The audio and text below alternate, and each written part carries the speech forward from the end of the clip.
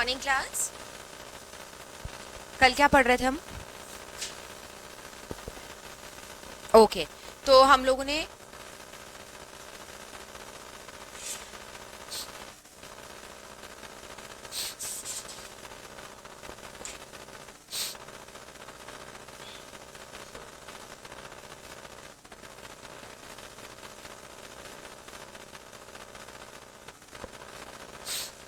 Okay कल क्या पढ़ रहे थे हम लोग वैसे? इसेंशियल्स पढ़ रहे थे ऑफर के, राइट? अच्छा हम लोग है ना, आप लोगों को एक बार ब्रीफ कर देती हूँ, है ना। हम लोग चैप्टर नंबर 2 कर रहे हैं इसमें, कॉन्ट्रैक्ट एक्ट जो है। ओके तो उसमें नोट्स प्रिपेयर करने हैं हमें, तो मेक श्योर एक तो आप रजिस्टर प्रॉपर मेंटेन रखें ना, और एक दो दिन का जो थोड़ा सा बैकलॉग हो गया है उसको एक बार ट्राई करना कंप्लीट करने का। कुछ भी डाउट्स आते हैं तो मुझे बताना ना। ओके हम लोग है ना कल इसमें ऑफर के एसेंशियल्स देख रहे थे, राइट? ऑफर के एसेंशियल्स क्या क्या होते हैं? वैलिड ऑफर के एसेंशियल्स देखे थे हमने। क्या क्या पॉइंटर्स होते हैं उसमें? हाँ हाँ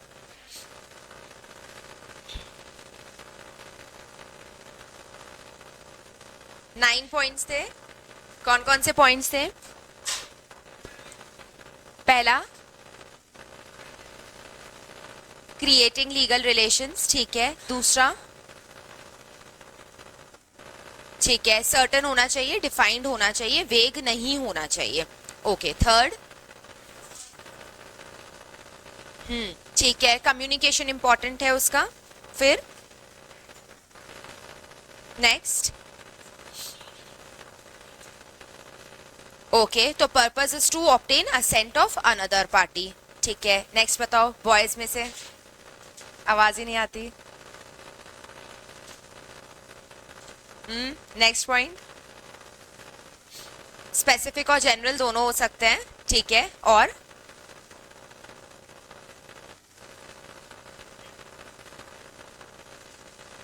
इम्प्लाइड है ना, एक्सप्रेस्ड इम्प्लाइड दोनों हो सकते हैं, ठीक है। फिर उसके बाद बताओ बताओ, सबकी आवाज सुननी है मुझे।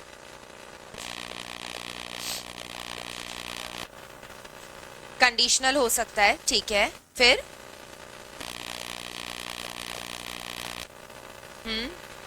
मियर स्टेटमेंट ऑफ इंटेंशंस, ठीक है। Statement of price, okay. और आंसर टू अ क्वेश्चन, ठीक है। और invitation to make an offer, ठीक है। अच्छा इसमें भी हमने 3 पॉइंट्स कर लिए थे। इनविटेशन वाला हमें आज स्टार्ट करना है उसमें ना। अच्छा केस लॉज मुझे बताओ, अभी तक हमने कौन कौन से केसेस पढ़ लिए हैं? बाल्फोर वर्सेस बाल्फोर, उसमें क्या था वैसे? फैक्ट्स भी रिकॉल करके चलेंगे ना उसके। हस्बैंड और वाइफ वाली स्टोरी थी उसमें, जिसमें वाइफ ने मेंटेनेंस क्लेम किया था, है ना। तो वो एक्सपेंसेस पे नहीं कर रहा था, बाद में पता लगा कि ये तो क्या होता है, सोशल अग्रीमेंट होता है, इसीलिए। ठीक है, दूसरा केस लॉ, ठीक है, उसमें क्या था?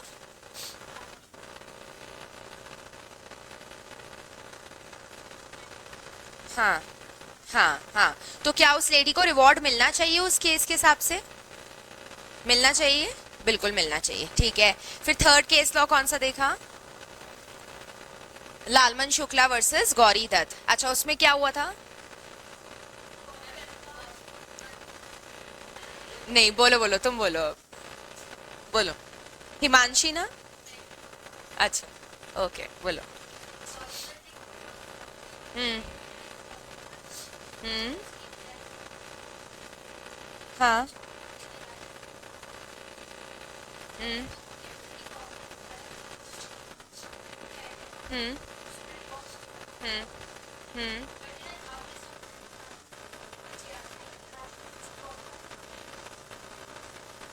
ठीक है, परफेक्ट है।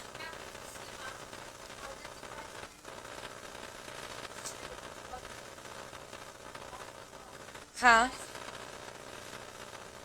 हाँ ठीक है, हाँ सही है। हम्म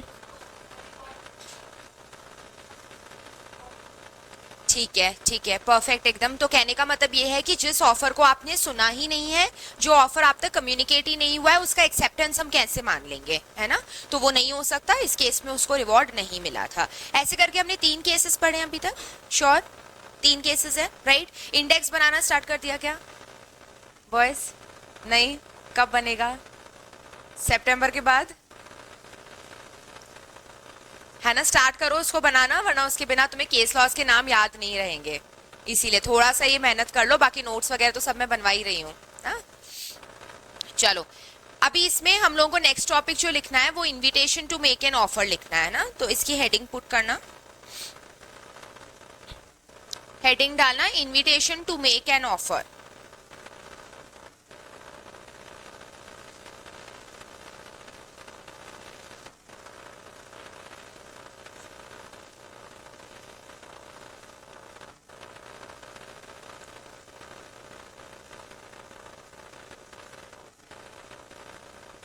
invitation to make an offer.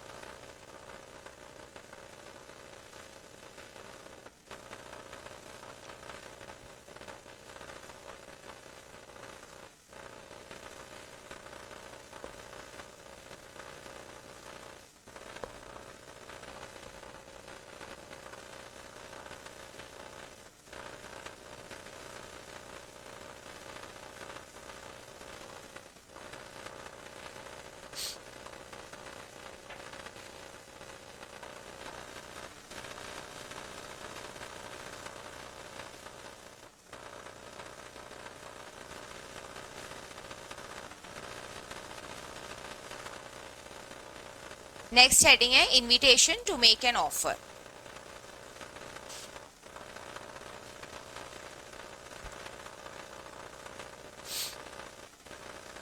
Okay, अब इसका मतलब क्या है? हम लोगों ने कल वैलिड ऑफर के एसेंशियल्स में लास्ट पॉइंट लिखा था कि ऑफर जो है वो डिफरेंट है from invitation to make an offer. ठीक है, अब यहाँ पे क्या हो रहा है? देखो नॉर्मली क्या होता है, एक ऑफरर होता है और एक ऑफरी होता है, राइट? तो ऑफरर ने ऑफरी को ऑफर भेजा था जिसका सामने से एक्सेप्टेंस आएगा, बट इधर है ना उल्टा हो रहा है। उल्टा कैसे हो रहा है कि invitation to make an offer, यानी कि जो इंसान इनविटेशन दे रहा है ना, वो सामने वाले को इस चीज के लिए इनवाइट कर रहा है कि तुम उल्टा आकर के मुझे क्या दो, ऑफर दो, ऐसा।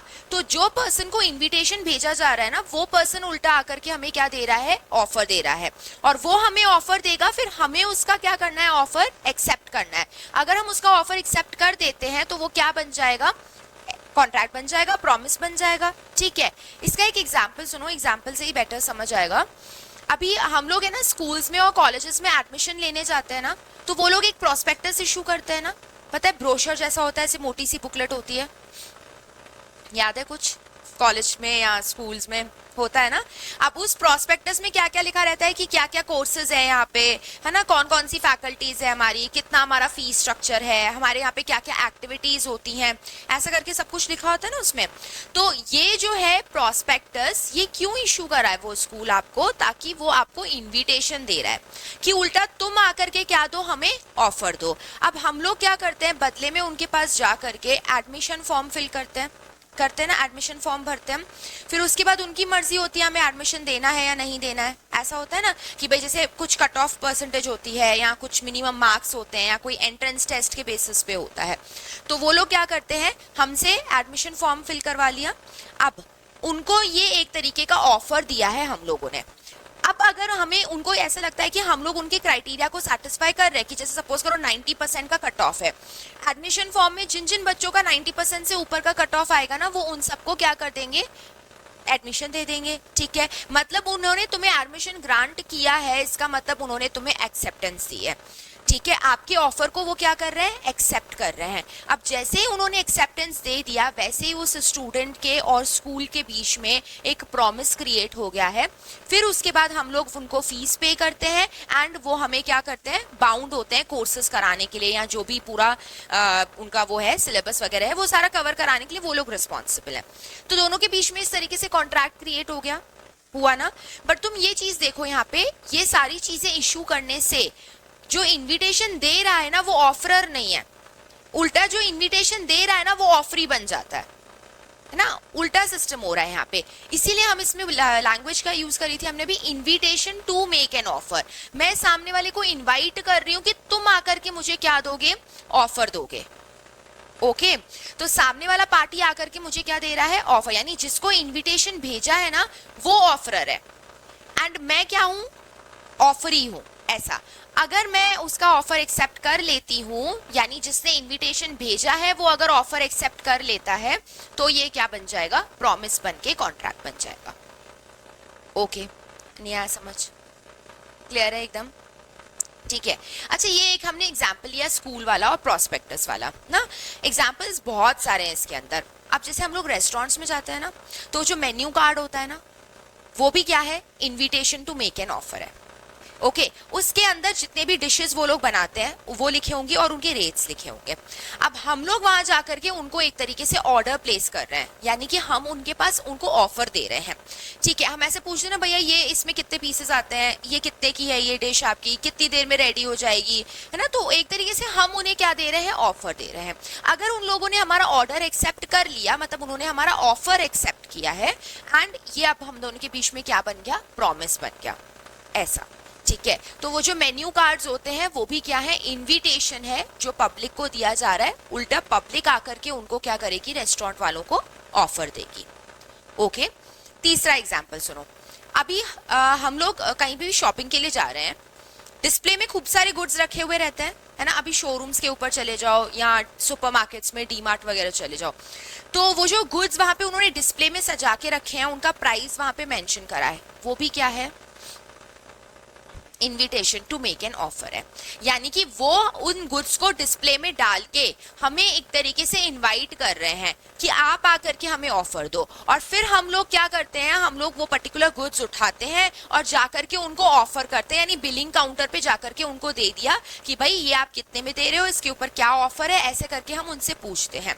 जैसे ही उन्होंने उसको एक्सेप्ट कर लिया, यानी कि वो सेल करने के लिए एक्सेप्ट कर लिए हमारे गुड्स को, हमने पेमेंट कर लिया, वैसे ही वो क्या बन जाएगा, प्रॉमिस बन जाएगा, ऐसा। ठीक है, तो बहुत सारे एग्जाम्पल्स बनते हैं इनके, ये एग्जाम्पल्स तुम लोगों को बहुत अच्छे से याद रख लेने हैं। यूजुअली इसके ऊपर है ना डायरेक्ट क्वेश्चन आएगा या डिफरेंस बिटवीन का क्वेश्चन आएगा ऑफर में और invitation to make an offer में। बस इसमें मेजर डिफरेंस पार्टीज का ही होता है कि ऑफरर ऑफरी वाला सिचुएशन जो होता है ना वो तो है ही है, लेकिन जो इन्विटेशन दे रहा है ना वो कौन है, ऑफरी है, ऑफरर नहीं है वो, ये है, ये मेजर डिफरेंस रहेगा इसमें। ठीक है, अंडरस्टूड। कोई डाउट है इसमें, कोई डाउट हो तो बताओ, नहीं क्लियर, ठीक है। लिखो फिर इसमें कंटेंट लिखो इसका।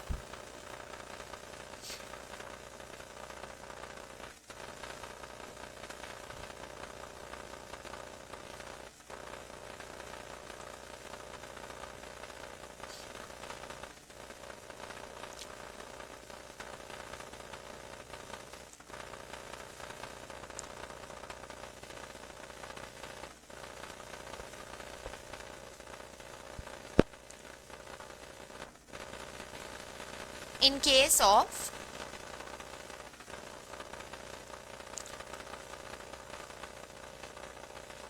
invitation to make an offer, in case of invitation to make an offer,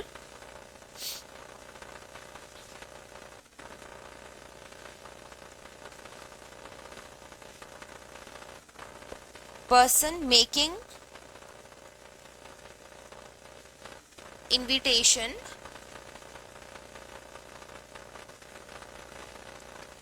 does not make an offer,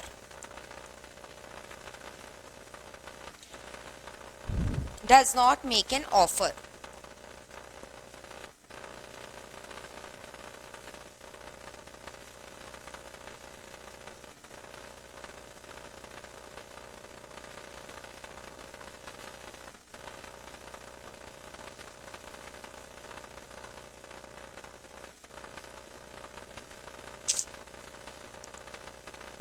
इस बोर्ड में कुछ प्रॉब्लम हो रहा है।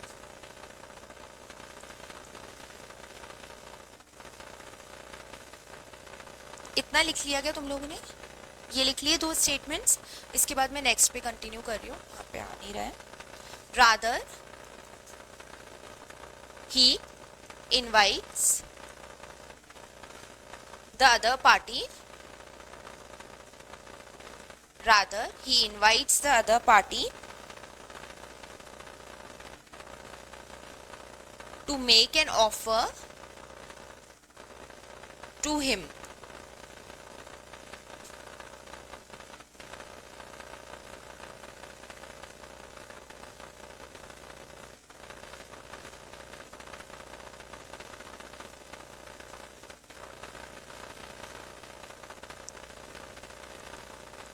It is an attempt. It is an attempt to induce offer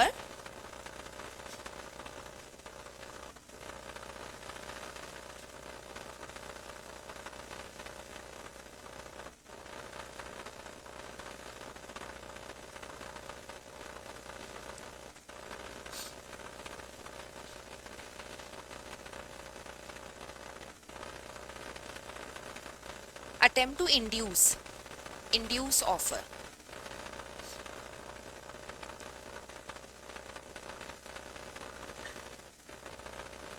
ठीक है, अब meaning एक बार सुन लो इसका, क्या कहना चाह रहे हैं ये। पहला स्टेटमेंट कह रहा है in case of invitation to make an offer the person making an invitation, इसका मतलब जो इनविटेशन भेज रहा है does not make an offer, वो ऑफर नहीं दे रहा है, रादर वो क्या कर रहा है, वो इनवाइट कर रहा है सामने वाली पार्टी को कि वो आकर के उल्टा क्या करे, उसको ऑफर दे। ठीक है, अब ये अदर पार्टी कौन है, ऑफरर है या ऑफरी होगा? ये ऑफरर होगा। ठीक है, ये अदर पार्टी को मैं इनवाइट कर रही हूँ ना, तो वो पार्टी मेरे लिए क्या बन जाएगी, ऑफरर बन जाएगी। एंड यहाँ पे ये जो हमने ही वर्ड यूज किया है, हिम वर्ड यूज किया है, ये किसके लिए किया है, ऑफरी के लिए किया है, यानी जो इनविटेशन दे रहा है वो ही क्या बन जाएगा, ऑफरी बन जाएगा। ऐसा it is an attempt to induce the offer, ये एक अटेम्प्ट है जिससे मैं सामने वाले लोगों को क्या कर रही हूँ, इंड्यूस कर रही हूँ कि वो उल्टा क्या करें, मुझे आकर के ऑफर दे। अभी जैसे कोई भी शोरूम वाला है, वो क्या करता है, अपने शोरूम के ऊपर ऑफर्स जो भी होती है ना, वो बड़े बड़े लेटर्स में बाहर चिपका देता है। तो वो ऐसा क्यों करता है, ताकि हम लोगों को वो इंड्यूस करे कि उल्टा हम जा करके उसको क्या देंगे, ऑफर देंगे। राइट, ऐसा। तो ये एक अटेम्प्ट है जिससे हम लोगों को क्या कर रहे हैं, इनवाइट कर रहे हैं कि तुम आकर के उल्टा हमें क्या दोगे, ऑफर दोगे। ओके, एग्जाम्पल्स दिखेंगे इसके नीचे, इसके बहुत सारे एग्जाम्पल्स बनते हैं।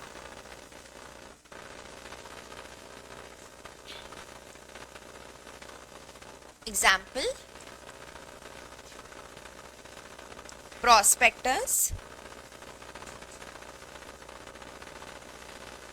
issued by a college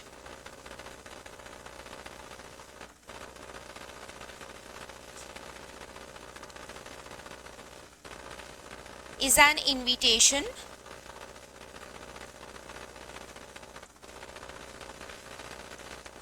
to the students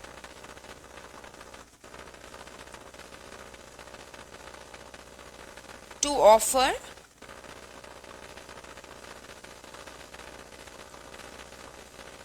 themselves for admission.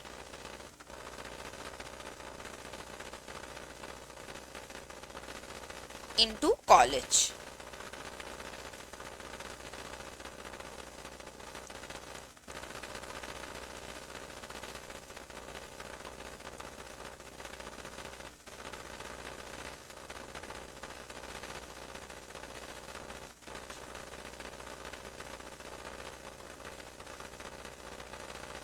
It is discretion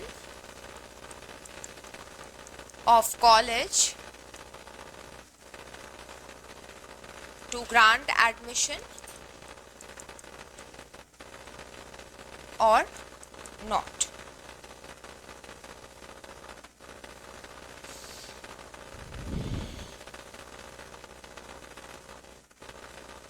तो यहाँ पे ये लोग अपने आप को ये जो ऑफर कर रहे हैं फॉर एडमिशन, ये एक तरीके से इन लोगों का क्या हो जाएगा, ऑफर हो जाएगा। और स्कूल कॉलेज वाले अगर आपको क्या कर रहे हैं, एडमिशन ग्रांट कर देते हैं, इसका मतलब उन्होंने आपके ऑफर का क्या दे दिया है, एक्सेप्टेंस दे दिया है। ठीक है, तो अगर पेंसिल से लिखना चाहो तो साइड में लिख सकते हो, ये ऑफर है बाय स्टूडेंट्स। ठीक है, और एडमिशन अगर ग्रांट हो जाता है तो ये एक्सेप्टेंस बन जाएगा बाय कॉलेज।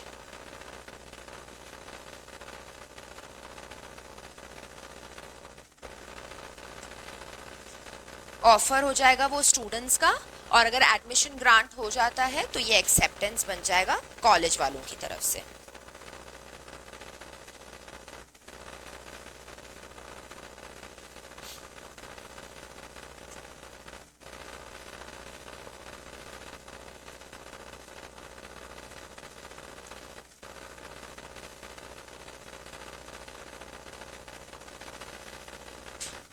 ऐसे बहुत सारे और एग्जाम्पल्स हैं, वो लिख दो। Invitation by a company to public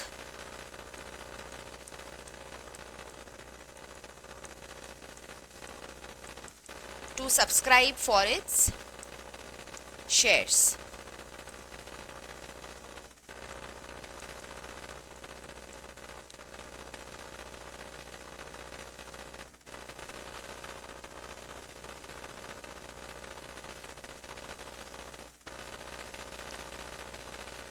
Display of goods for sale in a shop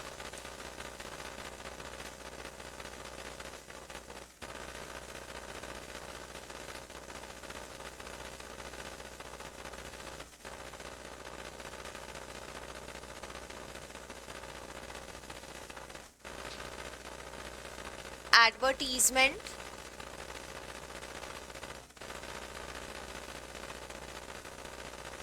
for auction sales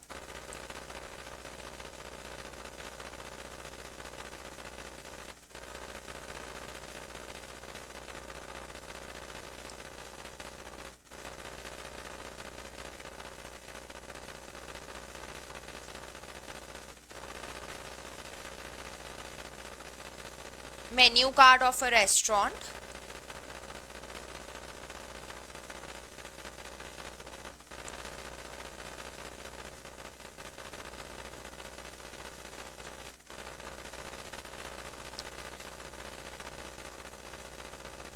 tenders issued by government।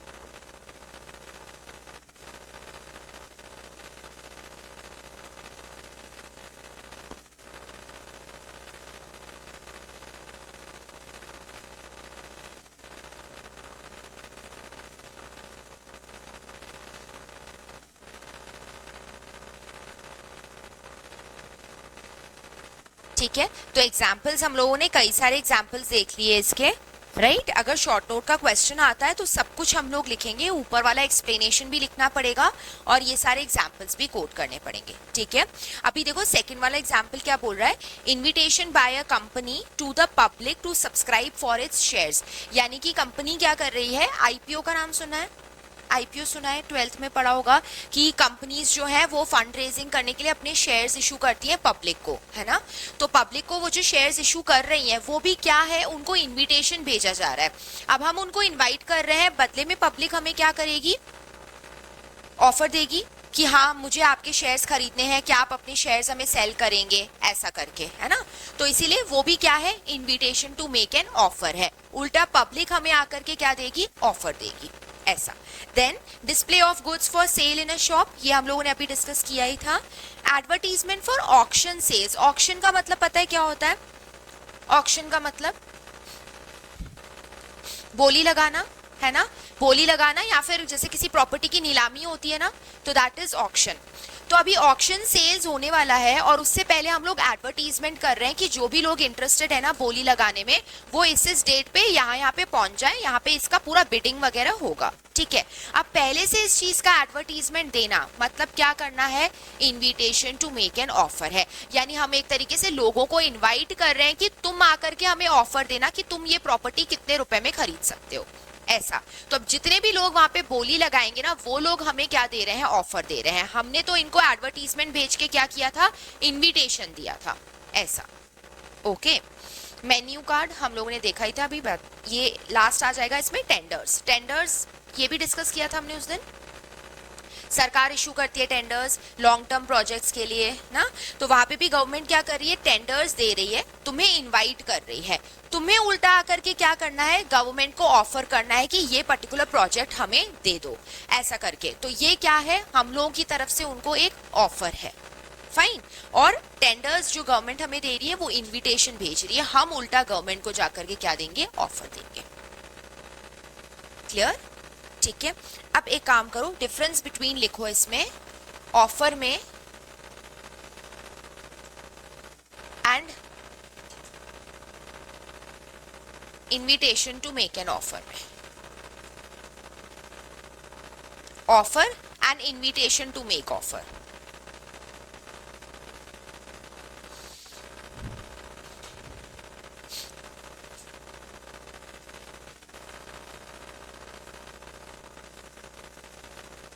Differences का पहला पॉइंट हमेशा हम मीनिंग का लिखते हैं, तो मीनिंग हम दोनों का लिख देंगे, है ना। ऑफर को कौन से सेक्शन में डिफाइन किया गया है, ठीक है, सेक्शन 2 क्लॉज ए है, उसके अंदर डिफाइंड है, तो ये डेफिनेशन यहाँ पे लिख देंगे हम लोग। इनविटेशन टू ऑफर वाली डेफिनेशन हम लोगों ने अभी अभी लिखी है, वो यहाँ पे आ जाएगी।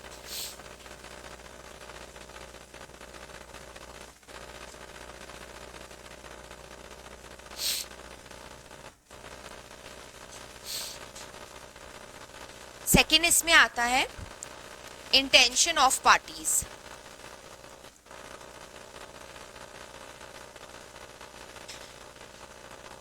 Intention of parties,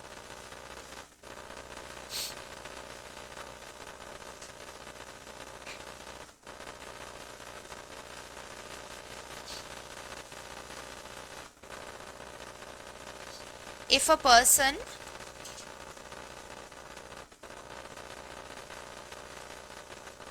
who makes statement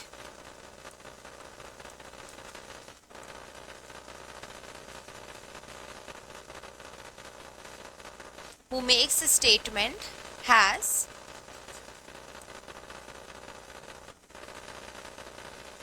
intention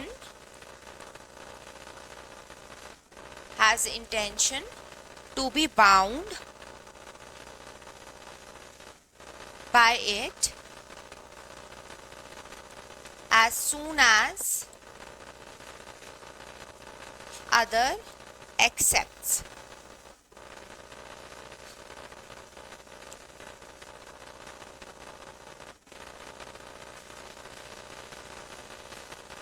यहां पे लिखेंगे person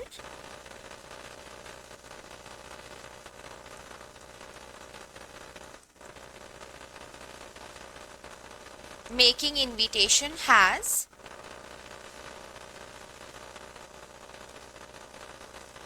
intention of negotiating on terms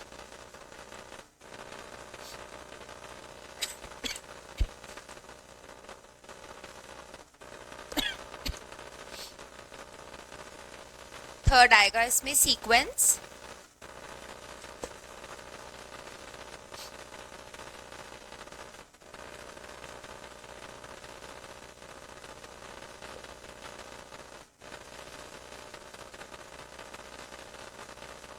comes after invitation to offer, and यहां हम लिखेंगे invitation to offer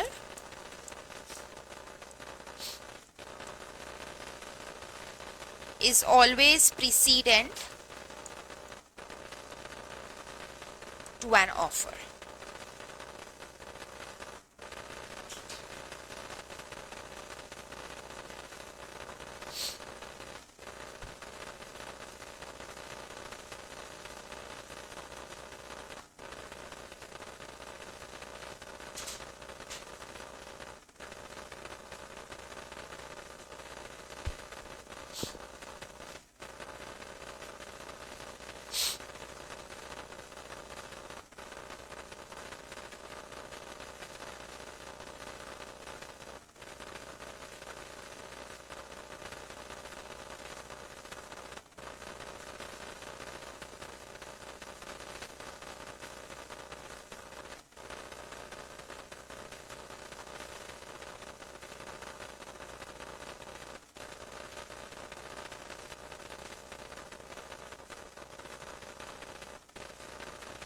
नोटेड। ठीक है, इसमें देखो अभी ऑफर में और इनविटेशन टू ऑफर में क्या डिफरेंस बताया इन्होंने। पहला पॉइंट मीनिंग का हम एज इट इज लिखेंगे। सेकेंड पॉइंट इंटेंशन बताया जा रहा है पार्टीज का। यहाँ पे जो पर्सन ऑफर दे रहा है उसका इंटेंशन क्या है कि मैं जैसे ही ऑफर दे रहा हूँ उसके बदले एक तो मुझे क्या मिलेगा, असेंट मिलेगा, ठीक है। एंड दूसरी चीज, जैसे ही सामने वाली पार्टी ने मुझे असेंट दे दिया, एक्सेप्टेंस दे दिया, वैसे ही मैं क्या बन जाऊंगा, बाउंड बन जाऊंगा। तो उसके बाउंड होने के इंटेंशंस हैं यहाँ पे, यानी कि वही बात आ गई, intention to create legal relations, है ना। वही सेम पॉइंटर हो गया जो हम लोग ने कॉन्ट्रैक्ट वाले एसेंशियल्स में भी पढ़ा था और ऑफर वाले में भी पढ़ा था। देखो, if a person who makes a statement has intention to be bound by it, उसके इंटेंशंस हैं कि मैं इससे क्या बन जाऊंगा, बाउंड बन जाऊंगा, यानी कि ये ऑफर मेरे ऊपर क्या रहेगा, बाइंडिंग रहेगा, अगर अदर पार्टी उसको क्या कर देती है, एक्सेप्ट कर देती है तो। ओके, एंड वहां पे है बाइंड होने का नहीं है इंटेंशन, यहाँ पे उसको नेगोशिएट करना है, इसीलिए इसने क्या दिया है, इनविटेशन दिया है। ओके, नेगोशिएट करने का मतलब क्या होता है, हम लोग बार्गेनिंग करते हैं ना, वो भी क्या होता है, नेगोशिएशन होता है। ओके, नेगोशिएट करना मतलब ये है कि मुझे ओरिजिनल ऑफर तुम्हारा सही नहीं लग रहा है तो मैं तुम्हारे साथ है ना उसके टर्म्स एंड कंडीशंस को डिस्कस करना चाहता हूँ, कितना डिस्काउंट मिलेगा, कितना क्या है इसके अंदर, तो वो सारा डिस्कशन जो है that is called as negotiation. Okay, तो यहाँ पे जो पर्सन इनविटेशन दे रहा है उसका पर्पस क्या है कि तुम आकर के मुझे ऑफर दो, एंड फिर जब तुम आकर के ऑफर दोगे ना तो फिर हम उस टाइम पे क्या कर लेंगे, आपस में नेगोशिएट कर लेंगे। तो जो इनविटेशन दे रहा है क्या उसके इरादा ये है कि हम बाउंड हो जाएंगे, नहीं, लेकिन ऑफर जो दे रहा है उसका पर्पस क्या है कि हम बाउंड होंगे इसके ऊपर, ऐसा। फाइन, लास्ट स्टेज की बात हो रही है, ये सीक्वेंस की बात कर रहे हैं। पहले इनविटेशन आता है या पहले ऑफर आता है, इनविटेशन आएगा, तो वही लिखा हुआ है offer comes after invitation, and इधर हमने लिख दिया कि invitation is always president. President का मतलब होता है पहले, प्रेसिडेंट मतलब कोई भी चीज जब पहले अकर होती है तो उसको हम प्रेसिडेंट बोलते हैं। तो it is always president to an offer, यानी ये हमेशा ऑफर से पहले दिया जाएगा, ये है।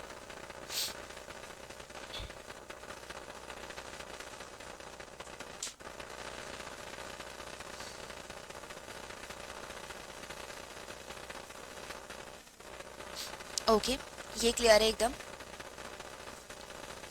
फाइन। तो अभी हम लोगों ने यहाँ पे ऑफर वाला जो पूरा टॉपिक है वो कंप्लीट कर लिया। ऑफर की हमने डेफिनेशन स्टार्टिंग में ही देख ली थी, उसके बाद हमने उसके एसेंशियल्स देखे, ऑफर के अलग देखे थे, वैलिड ऑफर के अलग देखे थे। दोनों में से इंपॉर्टेंट ज्यादा कौन से हैं, वैलिड ऑफर वाले, है ना। और दूसरा फिर अभी उसी में से एक टॉपिक निकल के आया, invitation to make an offer. Fine, अब नई हेडिंग पुट करो इसमें, एक्सेप्टेंस।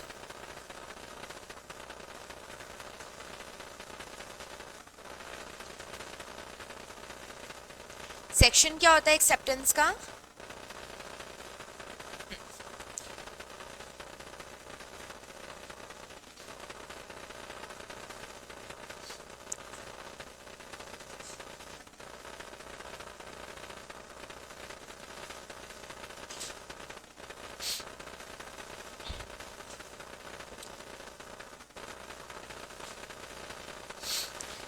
डेफिनेशन याद है क्या किसी को एक्सेप्टेंस की? क्या है?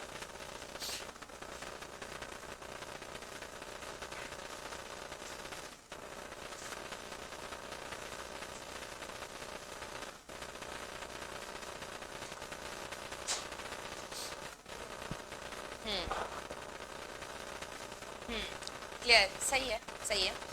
व्हेन हमने उसमें क्या देखा था? When a person to whom the offer is made signifies his assent thereto, it is said to be accepted. बस सिंपल सी छोटी सी डेफिनेशन थी इसकी। ठीक है, तो डेफिनेशन हम लोग इसकी ऑलरेडी लिख चुके हैं।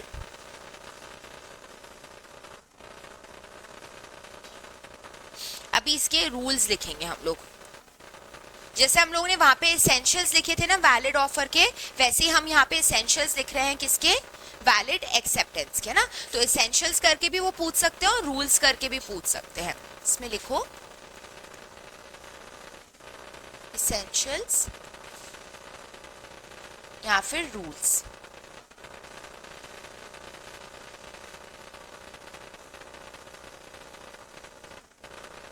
Of a valid acceptance.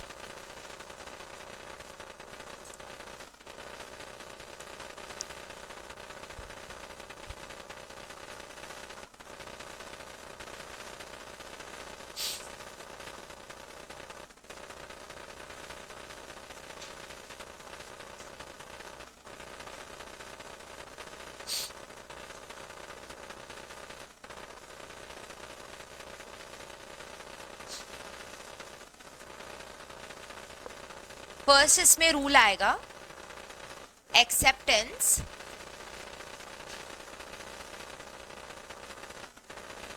Can only be given by a person to whom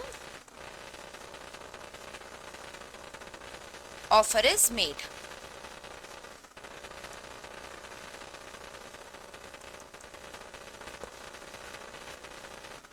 Acceptance can only be given by the person to whom offer is made.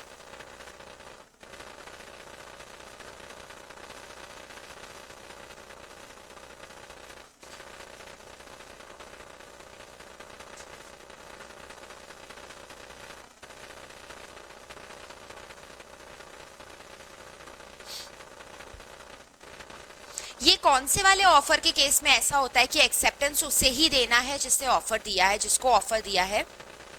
कौन से टाइप ऑफ ऑफर में ऐसा होता है? स्पेसिफिक ऑफर याद है कुछ? Offer दो टाइप्स के होते थे, जनरल, स्पेसिफिक। क्या होता है जनरल वाले में? पूरे को दिया जाता है, पूरी पब्लिक को, एक्सेप्टेंस कोई भी दे सकता है। और स्पेसिफिक वाले में क्या होता है? स्पेसिफिक पर्सन को दिया गया है, एक्सेप्टेंस भी वही पर्सन देगा। तो ये किसके केस में बात कर रहे हैं? स्पेसिफिक ऑफर के केस में बात कर रहे हैं, जहां पे ऑफर जिसको दिया गया है वही पर्सन क्या करेगा? उसका रिप्लाई देगा ना। इसके आगे बस इतना ही लिख लो, in case of specific offer.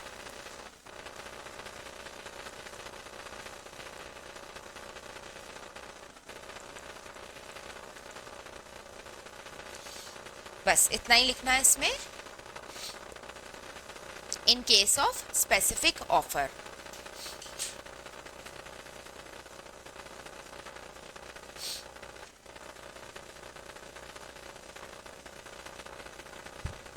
Second point, acceptance must be unconditional and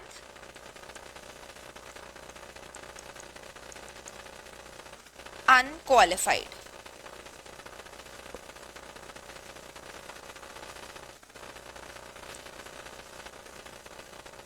Acceptance must be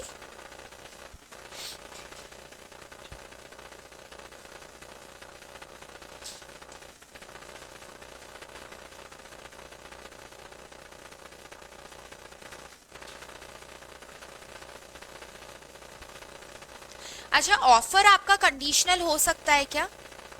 हो सकता है, लेकिन एक्सेप्टेंस के लिए क्या लिखा हुआ है कि ये अनकंडीशनल होगी, है ना। अब क्या मतलब होता है कंडीशनल का और अनकंडीशनल का?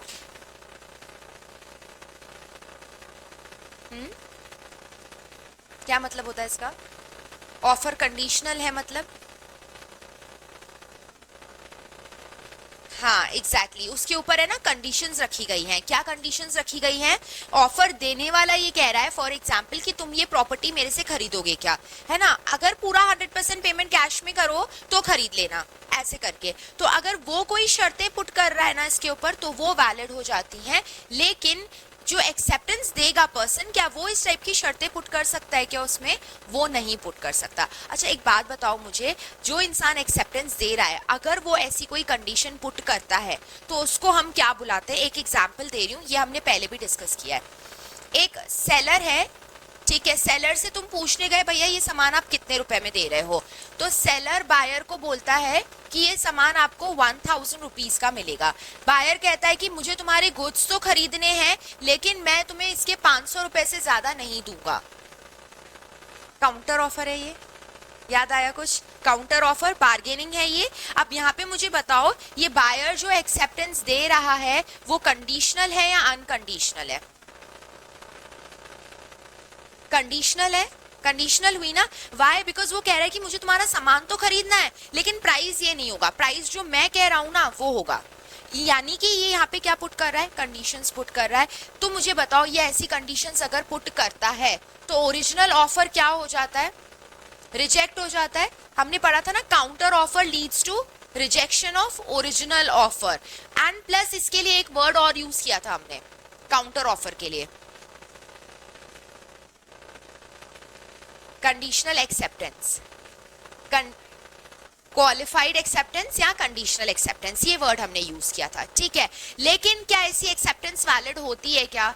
नहीं होती है। Why? Because it amounts to rejection of offer. ये चीज हमने वहीं डिस्कस कर ली थी, पढ़ा था ना वहां पे कि अगर ये इस तरीके से अपना कोई प्राइस कोट कर रहा है तो इसका मतलब ये है कि ये अपनी शर्त पुट कर रहा है इसके सामने। और अगर एक्सेप्टर ऐसी कोई शर्तें पुट कर रहा है तो इसका मतलब क्या है कि ये ओरिजिनल वाला ऑफर आपका क्या हो गया? रिजेक्ट हो गया। और जब वो ही खत्म हो गया तो आप काय की एक्सेप्टेंस दे रहे हो? कॉन्ट्रैक्ट कैसे बनेगा? अभी ये बन ही नहीं सकता, राइट तो इसीलिए कोई भी एक्सेप्टर इस टाइप की एक्सेप्टेंस नहीं देगा जिसके अंदर वो अपनी कंडीशंस पुट कर रहा है। ओके, कंडीशंस नहीं होनी चाहिए यहाँ पे। अनकंडीशनल अनक्वालिफाइड होगा। इसके अंदर एक एग्जाम्पल लिखो,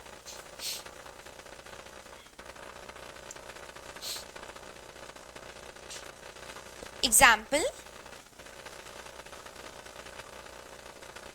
A offers to sell a cow to B.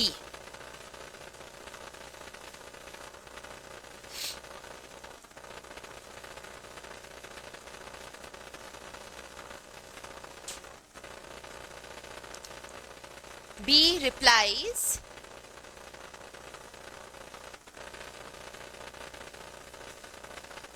that he would buy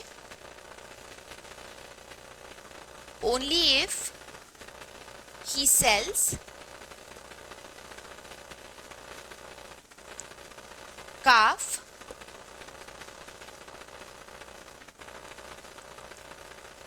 along with cow.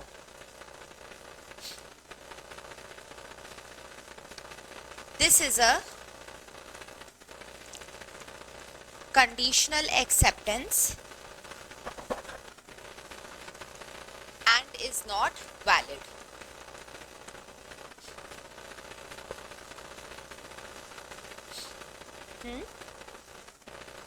Conditional acceptance.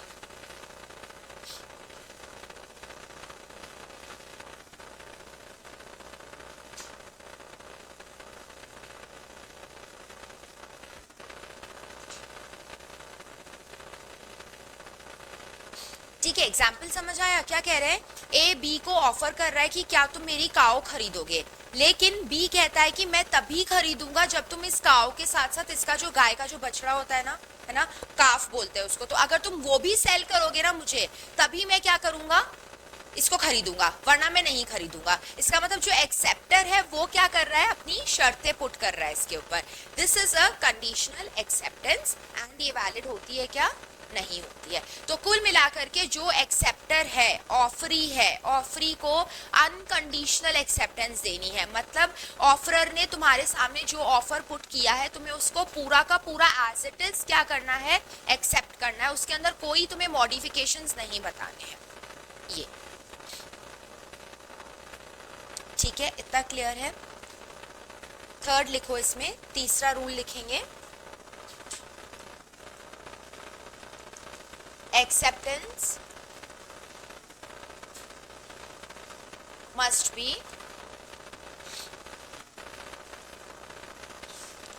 communicated.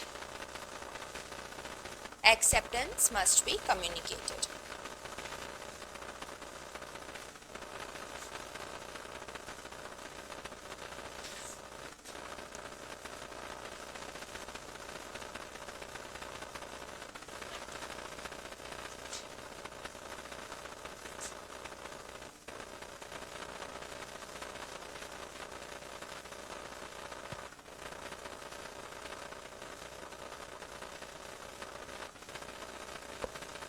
अब ये वही पॉइंट हो गया जैसे हमने पीछे उसमें पढ़ा था कि अगर कोई भी पर्सन दूसरे को ऑफर दे रहा है तो ऑफर का कम्युनिकेट होना जरूरी है। ऐसा नहीं कि तुमने लेटर ऑफ ऑफर बना करके अपने ड्रॉर में अपने पास रख दिया, सामने वाले को बताया ही नहीं तुमने।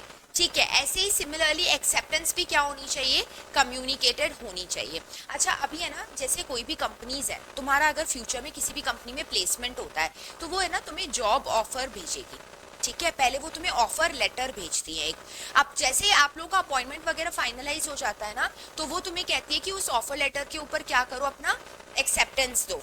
ठीक है, तो वो कंसेंट मांगती है आपका, आपको मेल के ऊपर उसका कंसेंट लिख के देना पड़ेगा।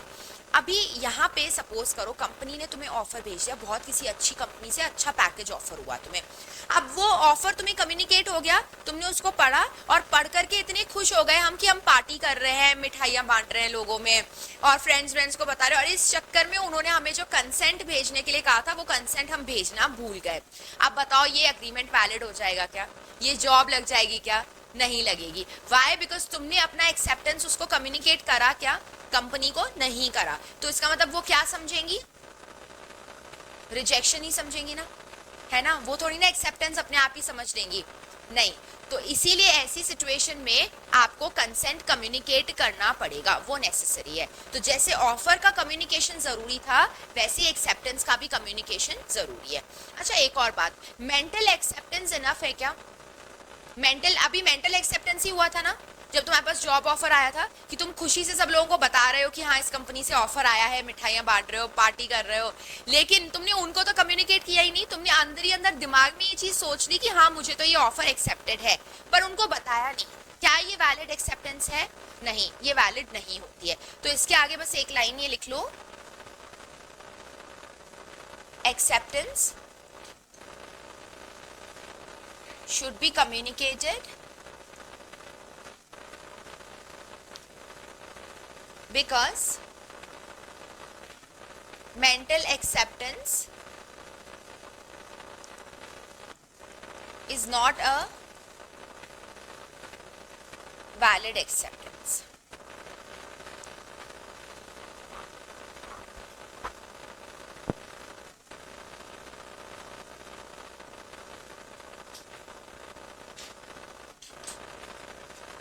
ठीक है, हम लोगों ने रूल्स कितने कर लिए अभी इसमें, कौन कौन से रूल्स हो गए। पहला रूल क्या था,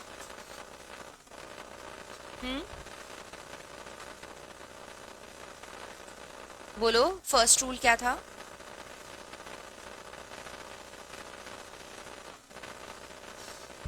बॉयज अभी तो नोटबुक सामने ही है।